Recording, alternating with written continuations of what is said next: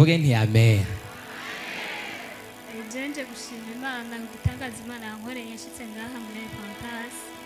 Je nashitse ngaha mu kwezi kwa gatandatu, nafashwe n'indwara mu kwezi kwa kane, nafashwe n'ibintu umutima ukiruka cane ukamengugira uncemwo. Aho muri famille twafishije abantu babiri, nanje nabona yuko ngira nkurikire, ariko sinashotse nza muko kwezi, ahubwo naciye nduga ruguru kugira ngo ndabe ko nobihunga.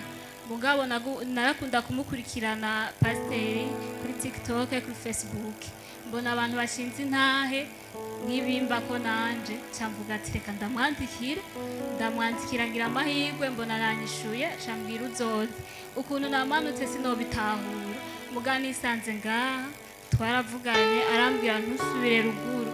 Mugabo narabirenzeko ndagenda, mugabo nshitse aho nurira bisi ndabura imodoka, ndagaruka. Ngarutse cyangwa umaze baransengera, rero icyo cyago cyaragiye, ubu bimeze neza. Kandi nyuma yaho nobabwira yuko Imana yankoreye ibikomeye cyane. Je sifise ukuntu nobivuga, sinari nateguye nuko nshima, ubundi bwo nateguye ko nzoza n'ikimazi cy'ishimwe. Imana yarampereye akazi hano hantu, nari maze imyaka 5 atakazi fise, ariko shitse ngaha Imana yankoreye ibitangaza.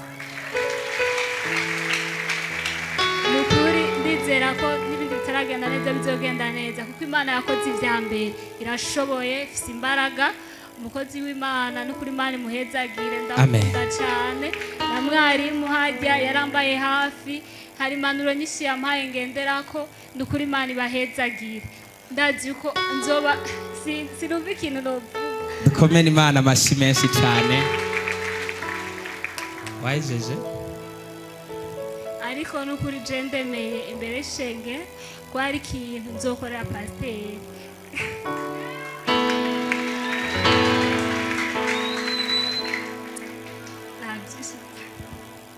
nta byinshi afise yovuga.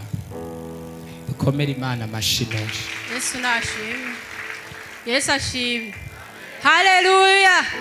Haleluya. Haleluya. Amen. Yesu nashimwe. Amen.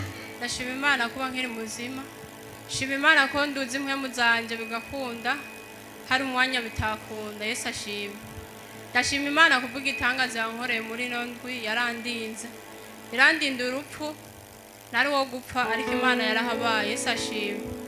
Hari ku munsi wa kabiri niho navyuka ngiye muri dushe, ngitora amazi ngo noge, ngize ndayishirako nkabura impwemu zose. Hariko noga amazi yo hejuru nkumva impwemu zirikuba, ntangura gufatwa nk'umuntu agwaye asima atayo nigeze kugwara.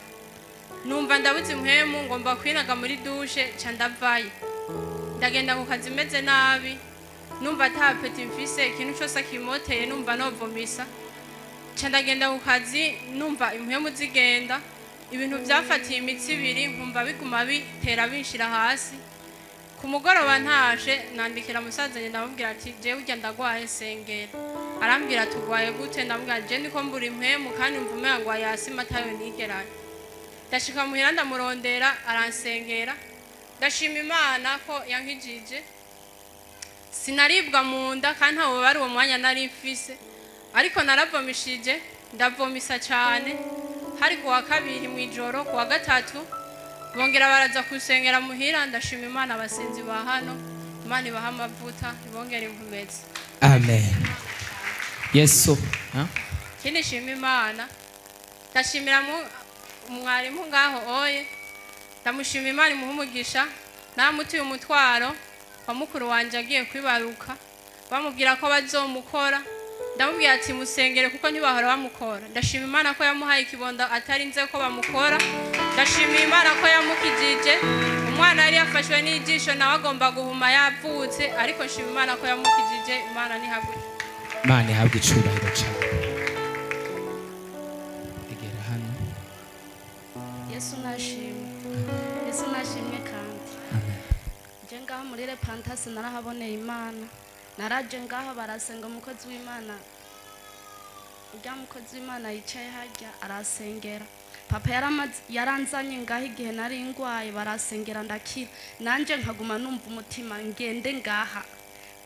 ahandi papa nawe akaguma anyomereza kumutakura nkaguma numvijwe ngo genda hariya ngumanza akambuza mbari ati ntuzosubire no kuja gusenga ndamubari ati kubera iki ati ntuzosubire ati bungira nugare n'urupangu ntuzosa kuva ngaho ati ubu amategeko rero pasiteri wanyu ni Imana yakoze icyo Imana yakoze nuko kuwa wiyondwi heze yari yambujije kuza gusenga cambara ati kuko kutaragenda cyo ndamubarira ati singenda ushima Imana ko yakwemereye kuza gusenga yaciye avuga ngo ngugende ngupfumumara y'iminota 2 nubwo ugwaye aca ndamubara terega nta mpuzu ufise ngigoroye nivugisha uko nyene ngo hingenze kuyikugororeza sawa dukomera Imana amashimeje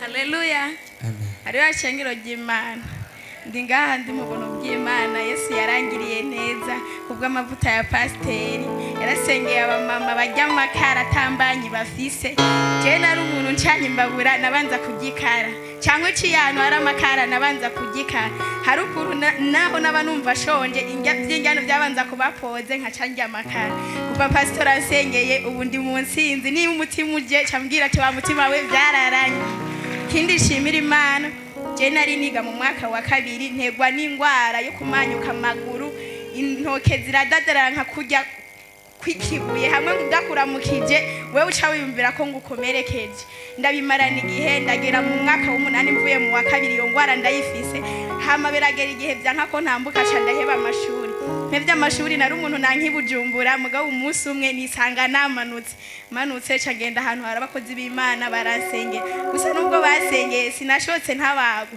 naragwanye intambara ndategwa n'impwemu y'ubusambanyi iyo ndayibamo je nashobora gutelefona umuhungu nkamubwira ati ndagukeneye tubonane ntazi impamvu ariko kuva ashitse ngaha nararose n'umugabo w'insinzi niyo mpwemu yaramvuye tera haleluya haleluya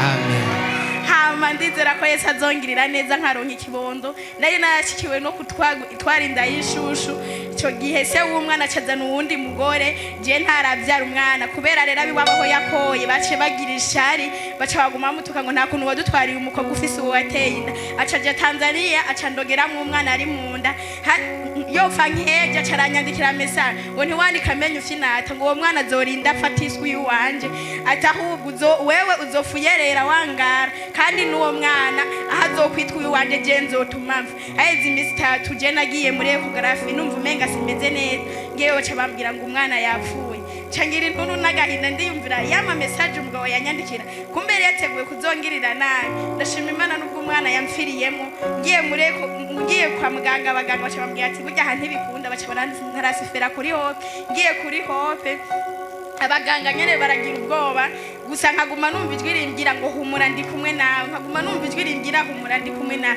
ndabwira Imana ati nubwo nagucumuye ko ndizera yuko hari ikintu ciza wanteguriye nubwo ibindi ko ndabicamo inyuma yavyo ndazi ko nzotabarwa mu nyuma yaho sinari nzi ko ari ibitero by'abarozi byo byose nagiye ndacamo ndashimira Imana ko yantabariye mu bitaro byo kwibaruka atari mu gitabankojeje ko ico kiziga caramvuye ku mwana yaramaze amezi 7 kiramvamo neza atari mu gitabashize ivyo ndabanza ndanabishimira Imana kuko kuba Imana yarandokoye n'ubuntu bw'Imana mu nyuma mama baciye bamuroga bamusengera ico kivuga yuko uwo yagiye Tanzania kwici uwo mwana yashaka ko dupfira rimwe ngo ntihagire urubanza ruzomukurikirana ndashimira Imana rero ko ubundi ndi mu nsinzi nubwo ikintu cyose azotegura ku buzima bwanjye ndizera ko ndashitse muri fantasy ndi mu nsinzi y'ibintu byose bizongwa Imana ibaheza amen haleluya